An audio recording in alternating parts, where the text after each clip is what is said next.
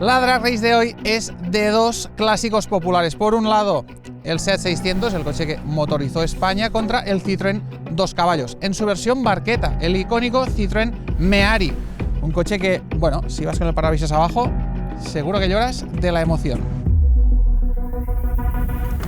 Si la carrera fuese en campo, seguro que el Méhari ganaba de calle, gracias a su configuración de chasis eminentemente off-road. Pero sobre el asfalto del aeródromo de la Sardaña parece que todo está más igualado. El motor trasero y la tracción trasera le aportan una gran ventaja en la salida desde parado al SEAT, aunque no es bien un 911. Declara casi 5 caballos menos que el Citroën y según ficha técnica pesa 45 kilos más. Oye, te voy a esperar en la meta, ¿vale? Tomando un café. No, me he traído yo una fruta, una fresa y unos melocotones para hacerte una macedonia. Te da tiempo a hacértela, no te preocupes. Yo creo que te da tiempo a hacerla por el camino.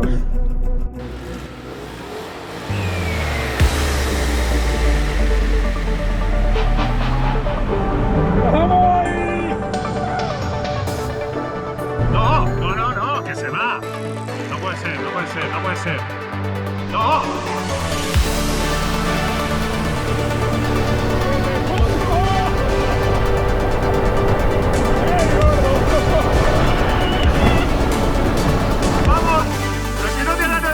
¿Cómo corre tanto?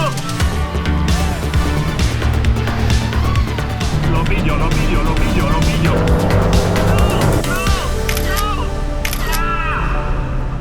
En los primeros metros parece que la configuración toda atrás dio cierta ventaja al 600. Eso sí, poco a poco, los caballos de más y los kilos de menos del Méhari jugaron a favor del francés, quien terminó imponiéndose de forma rotunda.